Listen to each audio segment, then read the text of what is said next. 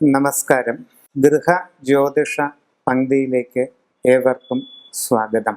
ഓരോ നാളുകാരും അവരവരുടെ ഭവനത്തിന്റെ ഉത്തമമായ മുമ്പോട്ടുള്ള ഗതിക്ക് ശ്രദ്ധിക്കേണ്ടതും പരിപാലിക്കേണ്ടതും മാറ്റം വരുത്തേണ്ടതുമായ കാര്യങ്ങൾ എന്തൊക്കെയാണ് എന്നുള്ളതിനെ സംബന്ധിച്ച് ചില നിരീക്ഷണങ്ങളാണ് ഇവിടെ പറയുന്നത്. പൂരുരുട്ടാതി നക്ഷത്രക്കാർ തെക്ക് ദിക്കിൽ ദർശനമായുള്ള വീട്ടിൽ താമസിക്കാം. എന്നാൽ തെക്കുവശത്തേക്കുള്ള പ്രധാന വാതിലിൻ്റെ അതേ നേർരേഖയിൽ വടക്കേ അറ്റം വരെ വീടിൻ്റെ ഉൾഭിത്തികളിൽ വാതിലുകളോ ജനലുകളോ വാതായനങ്ങളോ ഉണ്ടായിരിക്കണം. തെക്ക് ദിക്കിലേക്കുള്ള വാതിൽ തുറന്നിടുമ്പോൾ അതിലൂടെ നോക്കുന്ന ഒരു വ്യക്തിക്ക് വീടിൻ്റെ വടക്കേ അറ്റം വരെ കാഴ്ച തടസ്സപ്പെടുത്താതെ ലഭിച്ചിരിക്കണമെന്ന് സാരം. അടുക്കളയുടെ സ്ഥാനം കിഴക്ക് ദിക്കിൽ മധ്യത്തിലാകാം, അഥവാ തെക്ക് കിഴക്ക് അഗ്നികോണിലുമാകാം. വീടിൻ്റെ പ്രധാന കിടപ്പുമുറി തെക്കു പടിഞ്ഞാറ് ഭാഗത്തോ വടക്കു പടിഞ്ഞാറ് ഭാഗത്തോ ആകാം. വിദ്യാർത്ഥികളുടെ മുറി വടക്ക് മധ്യഭാഗത്തായിരിക്കുന്നതാണ് ഏറ്റവും നല്ലത്. വളരെ സുന്ദരമായ ഒരു പഗോഡ വിളക്ക് അതിനുള്ളിൽ ഉണ്ടായിരിക്കുന്നത് എന്തുകൊണ്ടും നന്നായിരിക്കും. ലക്കി ബാംബു വീടിൻ്റെ ടെറസിൽ തെക്ക് കിഴക്കേ മൂലയിൽ സ്ഥാപിച്ചിരിക്കുന്നതും ഉത്തമമാണ്. വീടിൻ്റെ ജലസംഭരണി തെക്കു പടിഞ്ഞാറോ തെക്ക് കിഴക്കോ ഭാഗത്ത് വരാതെ ഇരിക്കുന്നതിൽ പ്രത്യേകം ശ്രദ്ധിക്കേണ്ടതുണ്ട്.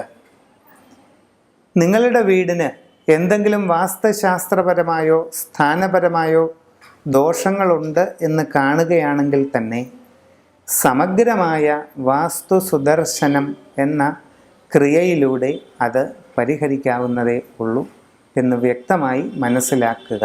ഉത്രട്ടാതി നാളുകാർ വടക്ക് ദർശനമായുള്ള വീട്ടിൽ താമസിക്കുന്നതാണ് ഏറ്റവും വിശിഷ്ടം. അടുക്കളയാണെങ്കിൽ വടക്ക് കിഴക്കേ മൂലയിൽ വന്നു ചേരുന്നത് ഉത്തമമാണ്. കിഴക്കോട്ട് ദർശനമായി നിന്ന് പാചകം ചെയ്യുന്നതായിരിക്കും ഏറ്റവും വിശിഷ്ടം.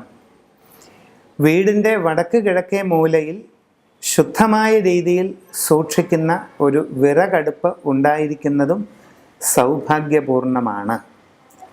തെക്ക് കിഴക്കേ മൂലയിൽ അടുക്കള വരുന്നതിനും വലിയ ദോഷമില്ല. കിടപ്പുമുറിയാകട്ടെ വടക്ക് പടിഞ്ഞാറ് ഭാഗത്തോ തെക്കു പടിഞ്ഞാറ് ഭാഗത്തോ വരുന്നതിൽ ഒട്ടും തന്നെ അപാകതയില്ല. കുട്ടികളുടെ മുറി വടക്കു മധ്യഭാഗത്തായി തന്നെ വരുന്നതാണ് ഏറ്റവും ഉത്തമം. ഒരു പഗോഡ ലാമ്പ് കുട്ടികളുടെ മുറിയിൽ ഉണ്ടായിരിക്കുന്നത് എന്തുകൊണ്ടും നല്ലതാണ്.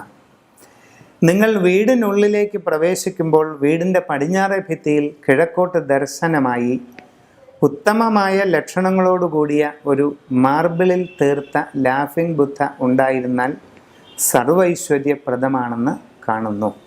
രേവതി നക്ഷത്രക്കാർ വടക്ക് ദിക്കിൽ ദർശനമായുള്ള വീട്ടിൽ താമസിക്കുന്നതാണ് ഏറ്റവും ഉത്തമമായി കാണുന്നത്.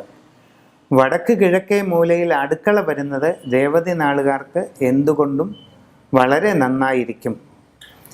വടക്ക് കിഴക്കേ മൂലയിൽ ഒരു വിറകടുപ്പ് ഉണ്ടായിരിക്കുന്നത് വളരെ ഭാഗ്യപ്രദം തന്നെയാണ്. തെക്കു പടിഞ്ഞാറേ മൂലയിലെ കിടപ്പുമുറിയും വളരെ ശോഭനമായിരിക്കും.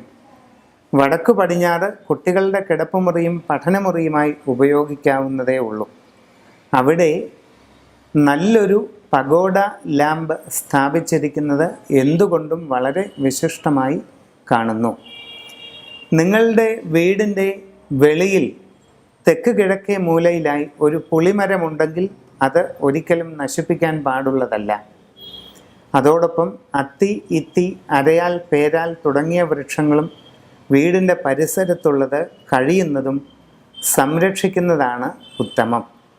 നിങ്ങൾ കാലങ്ങളായി താമസിച്ചു വരുന്ന നിങ്ങളുടെ വീട്ടിൽ എന്തെങ്കിലും ഗണിതശാസ്ത്രപരമോ വാസ്തുപരമോ ആയ ദോഷങ്ങളുണ്ടെന്ന് കാണുകയാണെങ്കിൽ തന്നെ അത് ഉടനെ ധൃതിയിൽ ഒരു പൊളിച്ചുപണിക്ക് ഒരുങ്ങേണ്ടതില്ല.